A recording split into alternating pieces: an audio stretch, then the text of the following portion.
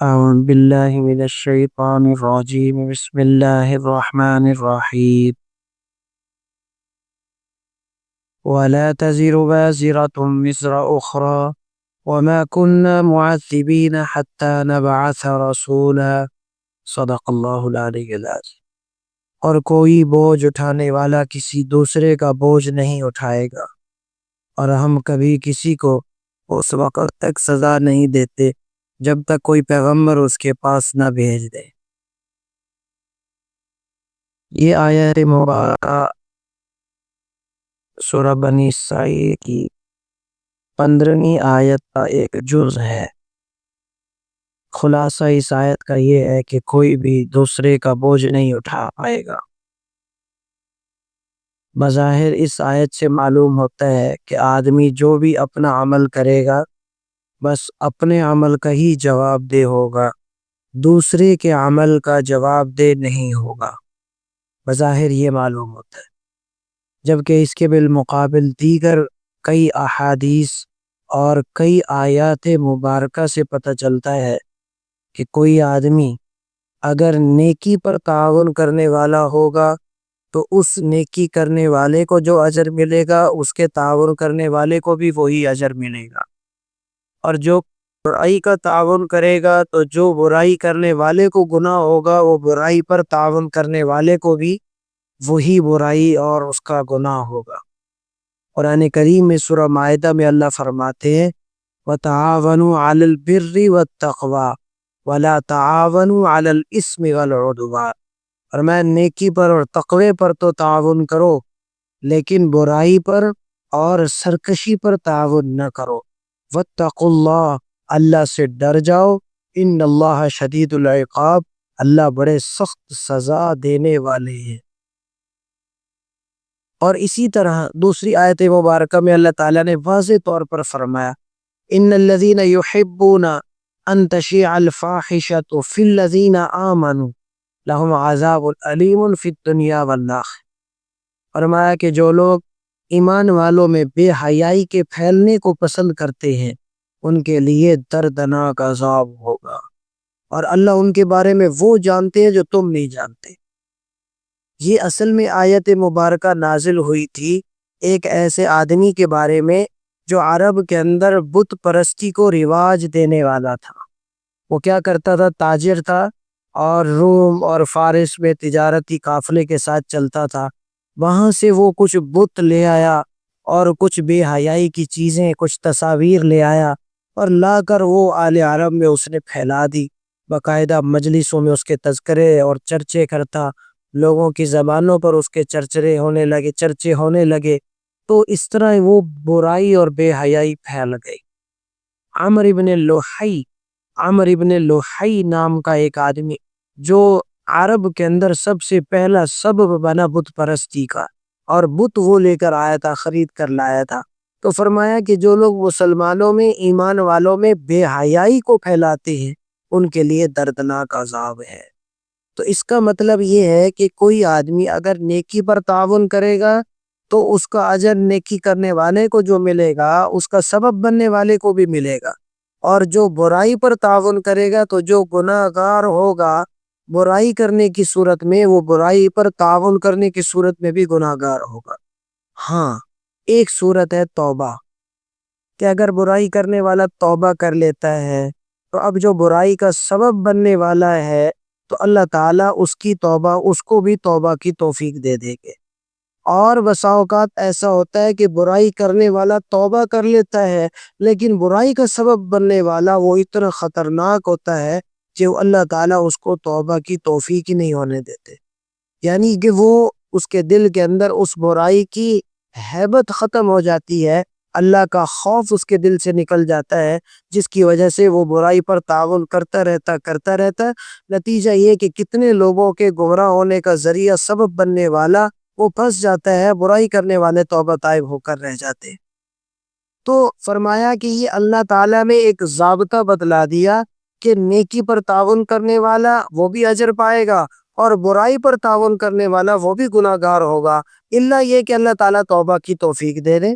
مثلا ایک آدمی جو ہے وہ یہ دیکھے کہ میری وجہ سے اتنے لوگ برائی پر لگے تو وہ کیا کرے؟ اللہ نے اگر اس کو توبہ کی توفیق دے دی ہے تو وہ اپنے لیے بھی استغفار کرے اور ان لوگوں کے لیے بھی استغفار کرے جو لوگ اس کی وجہ سے برائی پر لگے، تو اللہ تعالیٰ اس کی توبہ کو بھی قبول فرما دیتے۔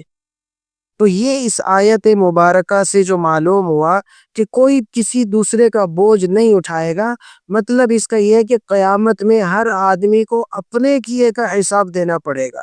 چنانچہ یہ مضمون قرآن کریم کے اندر دوسری آیت میں یوں بھی آتا ہے، یوم یفر المرء من اخیہ وامہ وابیہ وصاحبتہ وبنیہ۔ دنیا کے اندر یہ رشتے ایسے ہیں کہ جن کی وجہ سے انسان بھلائی کی طرف بھی لگتا ہے، برائی کی طرف بھی بڑی تیزی سے لپکتا ہے۔ یوم یفر المرء من اخیہ، اپنے بھائی کی وجہ سے، اب بھائی کی وجہ سے برائی پر بھی لگتا ہے اور اچھائی پر بھی لگتا ہے۔ وبنی، اولاد کی وجہ سے آدمی برائی بھی کرتا ہے اور نیکیاں بھی کرتا ہے۔ مثلا اولاد کی خواہشات اگر ہیں ایسی خطرناک حد تک کہ آدمی جائز ناجائز حلال حرام کی پرواہ کیے بغیر ان کی خواہشات کو پورا کرنے میں لگ جاتا ہے، تو ظاہر ہے کہ انسان انہی اولاد کی وجہ سے نیکی پر لگتا ہے اور اسی اولاد کی وجہ سے برائی پر لگتا ہے۔ حضرت عمر بن عبدالعزیز رحمۃ اللہ علیہ کے جو بچے تھے، ایک وقت آیا کہ ان کے گھر میں کھانے پینے کو بھی نہیں تھا، وقت کے خلیفہ ہے اور کھانے پینے کو بھی نہیں۔ عمر بن عبدالعزیز رحمۃ اللہ علیہ نے اپنی بیٹیوں کو کہا کہ بیٹا کوئی ہے جو مجھے پانی کا گلاس لا دے، تاخیر ہو گئی۔ تو والد نے کہا بیٹا تاخیر کیوں ہوئی؟ تو ان کی والدہ نے بتلایا کہ ان کے پاس ایسا لباس بھی نہیں ہے کہ جو آپ کے سامنے پردہ کر کے آپ کو پانی کا گلاس دے سکے۔ تو لوگوں نے تانا دیا کہ کیسے وقت کے خلیفہ ہو کہ تمہارے پاس یہ کچھ نہیں ہے، فلاں فلاں بھی تو اپنے اپنے علاقوں کے گورنر اور خلیفہ رہے، ان کے پاس تو بہت کچھ تھا۔ تو انہوں نے فرمایا کہ میں نے اپنے بچوں کو دیندار بنا دیا، بس یہی ان کی دنیا ہے، یہی ان کی آخرت ہے، دیندار بنا دیا۔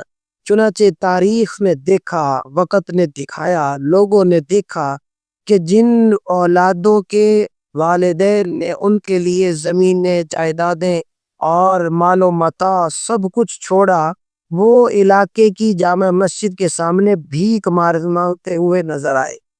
اور عمر بن عبدالعزیز رحمۃ اللہ علیہ نے اپنے بچوں کی تربیت دین کی بنیاد پر کی۔ ایک وقت آیا کہ لوگوں نے ڈیمانڈیں کی کہ عمر بن عبدالعزیز کی اولاد میں اگر کوئی ہے تو اس کو ہمارا خلیفہ اور گورنر بنا کر بھیجا جائے۔ اللہ نے ایسی ترقی دی اور ایسا عروج دیا دین کی وجہ سے۔ تو اب ظاہر ہے کہ یہ اولاد بھی دنیا کا سبب بنتی ہے، گناہ کا سبب بھی بنتی ہے، نیکی کا سبب بھی بنتی ہے۔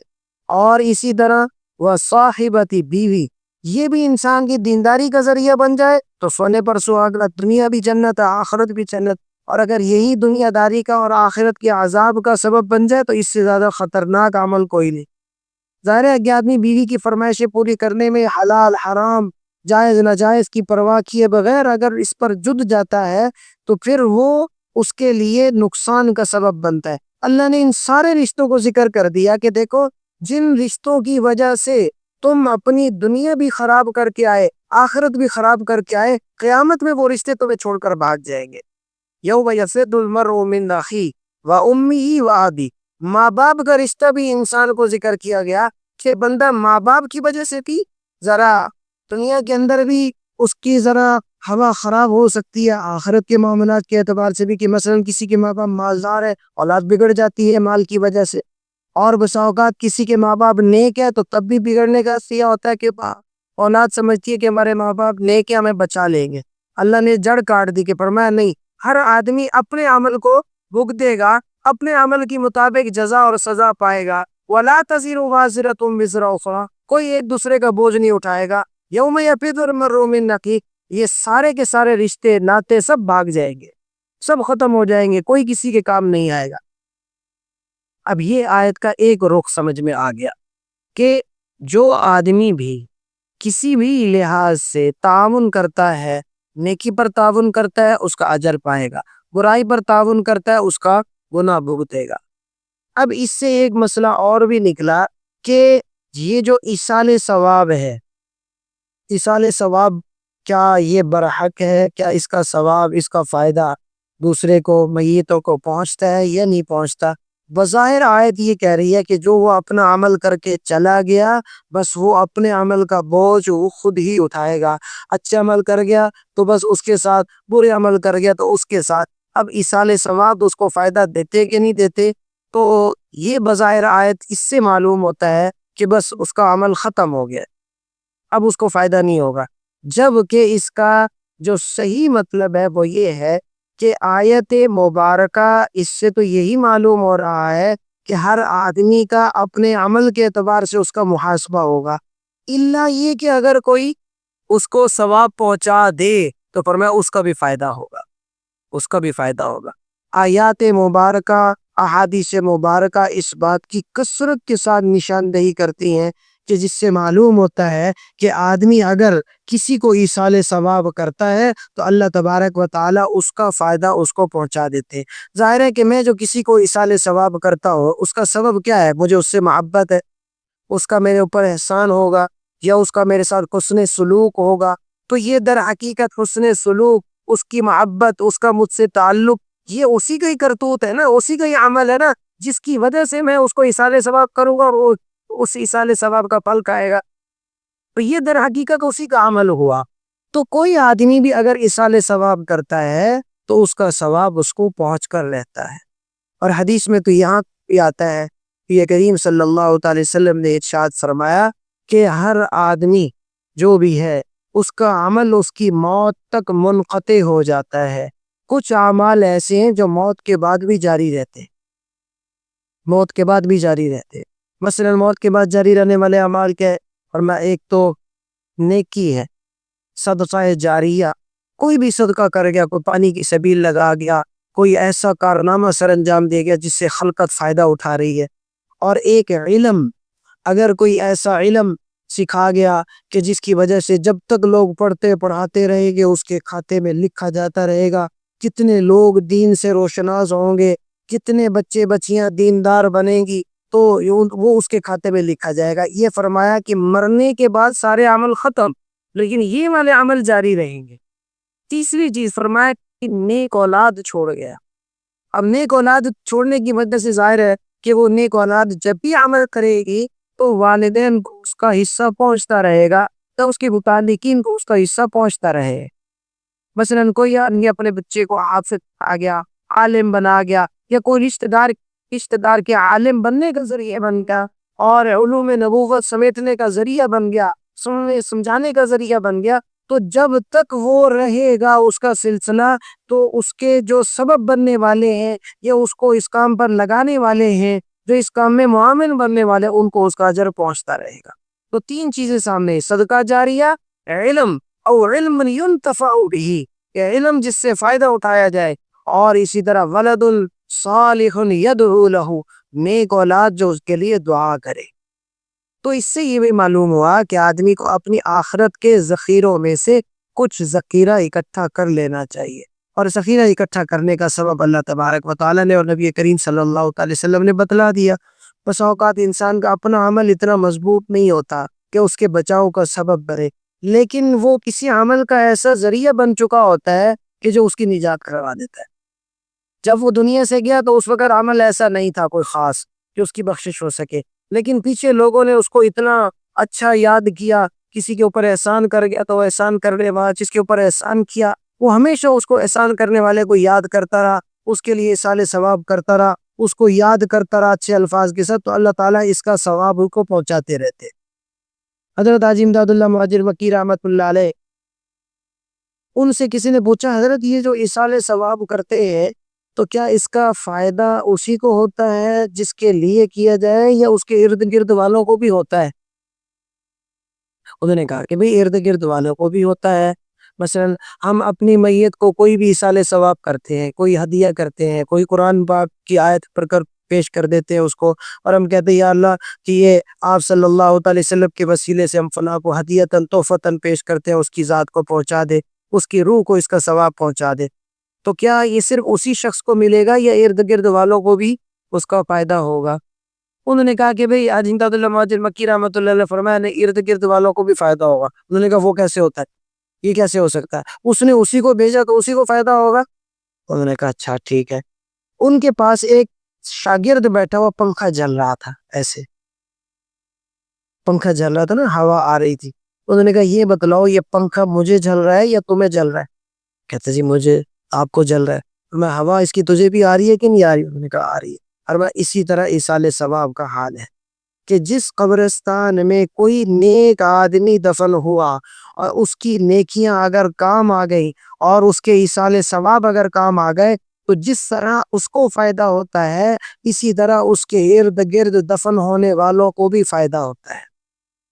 اس لیے کہا جاتا ہے بندہ ایسے قبرستان میں جو ہے نا دفن ہونا پسند کرے یا وصیت کر جائے کہ جو ایسی جگہ پر ہو کہ جہاں نیک لوگ مدفون ہوں، اللہ والے مدفون ہوں، یا جہاں کوئی ایصال ثواب کی کوئی سبیل، کوئی راستہ، کوئی صورت نکلتی ہو، تو آدمی ایسے قبرستان میں دفن ہونا پسند کرے اور وصیت کر جائے. باقی اللہ کو جو منظور ہے.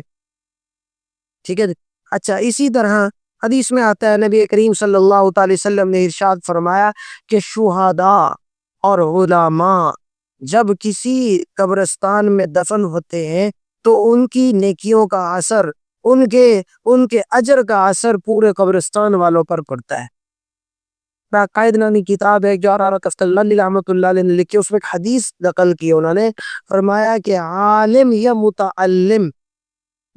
متعلم یعنی دین اور وحی کا علم رکھنے والا یا دین اور وحی کو سیکھنے والا اگر کسی قبرستان کے پاس سے گزر جائے، خالی گزر جائے، تو فرمایا اللہ تعالیٰ 40 دن تک اس قبرستان والوں سے وہ عذاب ہٹا لیتے جو ان پر کوئی کسی وجہ سے پڑ رہا، خالی گزرنے کی وجہ سے.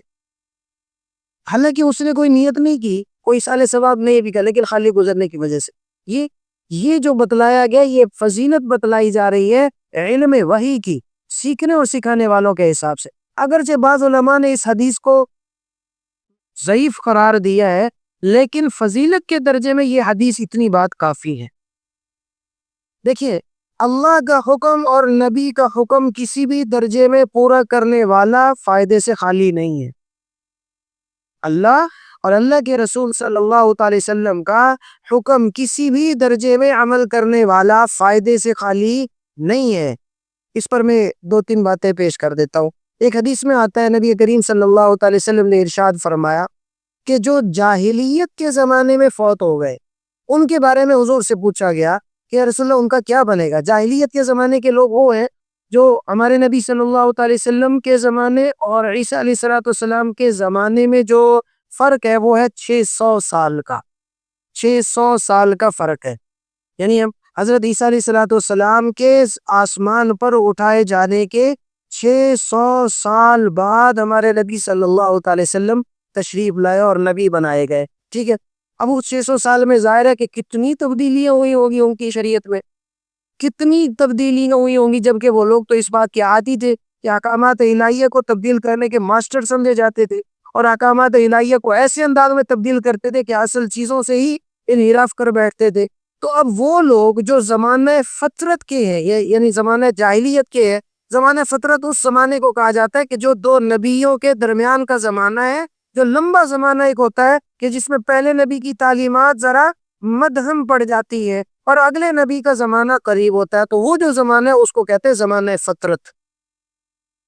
پوچھا گیا کہ یا رسول اللہ وہ جو زمانے فطرت میں لوگ جو ہوں گے، وہ جو چنے گئے، اللہ کو پیارے ہو گئے، ان کا کیا بنے گا؟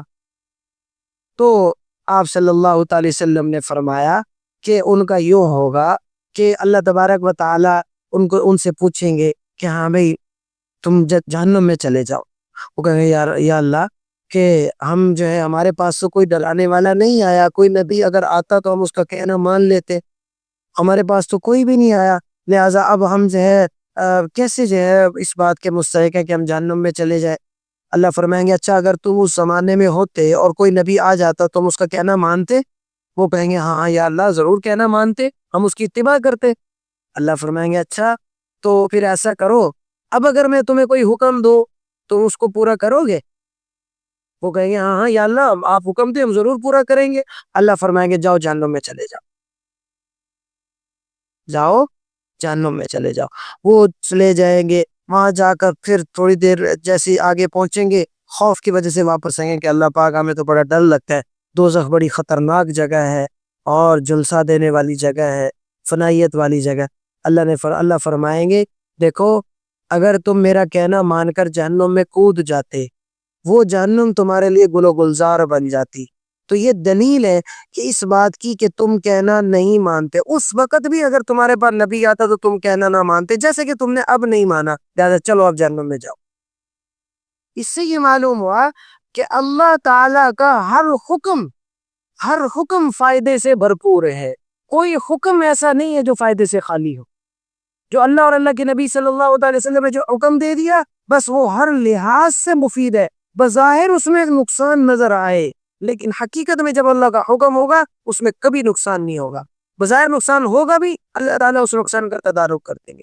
اسی طرح ایک روایت کے اندر آتا ہے نبی کریم صلی اللہ علیہ وسلم نے فرمایا کہ قیامت کا دن ہوگا، اللہ کے سامنے کچھ لوگ پیش کیے جائیں گے جن میں ایک اندھا، بہرا، گونگا، ایک وہ ہوگا، ایک وہ بورا ہوگا جو زمانہ جاہلیت میں بالکسارت تھا کہ اس کو کسی چیز کی سمجھ میں نہیں آتی، کسی چیز کی سمجھ نہیں آتی ہوگی، اور ایک مجنون، احمق مجنون جس کو کچھ بھی یعنی سمجھ بوجھ نہیں، لوگ اس کو پتھر مارتے ہوں گے۔ اب وہ کہیں گے کہ یا اللہ ہم تو دنیا کے اندر اس حالت میں تھے، زمانہ ایسا تھا کہ کوئی ڈرا نہیں آیا، اور دنیا میں حالت بھی ایسی تھی کہ ہمیں اگر وہ سمجھاتا بھی تو ہمیں سمجھ میں نہیں آنے والا تھا، تو اب ہمیں کیا ہوگا؟ میں اللہ فرمائے گے جاؤ جہنم میں چلے جاؤ۔ وہ جائیں گے، اللہ تعالیٰ یہ پوچھیں گے ابتدا میں کہ اچھا اگر اس وقت یہ سارے اعضاء تمہارے صحیح سالم ہوتے تو کیا تم جو ہے مانتے؟ وہ کہیں ہاں ہاں یا اللہ ہم بالکل ضرور مانتے، ہم آپ کی اتباع کرتے، آپ کے نبی کی اتباع کرتے۔ اللہ فرمائیں گے اچھا اب اگر میں تمہیں کوئی حکم دوں تم مانو گے؟ تو تمہارا اس وقت کا ماننا سمجھا جائے گا۔ وہ کہیں گے ہاں ہاں یا اللہ بالکل اب ضرور مانیں۔ اللہ یہی حکم دیں گے، وہ دوزخ کہ جاؤ دوزخ میں داخل ہو جاؤ۔ وہ دوزخ میں داخل ہوں گے لیکن نہیں ہوں گے، قریب جا کر ڈر کے واپس آ جائے گا کہ نہیں نہیں اللہ ہمیں دوزخ سے ڈر لگتا ہے۔ اللہ فرمائیں گے دیکھو یہ تمہاری حالت وہی ہے جو پہلی حالت ہونی تھی، کہ اگر تم اس زمانے میں صحیح سالم ہوتے اور نبی آ جاتے تو تم نے ان کے ساتھ بھی یہی معاملہ کرنا تھا کہ ان کا کہنا نہیں ماننا تھا، جیسا کہ آج اگر تم دوزخ میں داخل ہو جاتے تو وہ دوزخ تمہارے لیے گل و گلزار بن جاتی اور وہ امن کی جگہ بن جاتی، لیکن تم نے یہاں بھی حکم نہیں مانا۔ یہ دلیل ہے اس بات کی کہ تم پہلے بھی حکم نہ مانتے۔ تو اس سے علماء نے ایک نیا یہ مسئلہ نکالا، ایک نقطہ نکالا کہ ہر حکم جو اللہ کا اور اللہ کے نبی صلی اللہ علیہ وسلم کا ہے، آدمی اس پر عمل کر گزرے، چاہے سمجھ میں آئے یا نہ آئے، چاہے پلے پڑے یا نہ پڑے، چاہے کوئی نقصان ہو یا فائدہ ہو، بس حکم پر عمل کر لے، باقی اللہ رب العزت کے سپرد کر دے، انشاءاللہ اللہ تعالیٰ اس کو رسوا نہیں ہونے دے گے۔ اللہ تعالیٰ ہم سب کو یہ بات سمجھنے کی توفیق نصیب فرمائے۔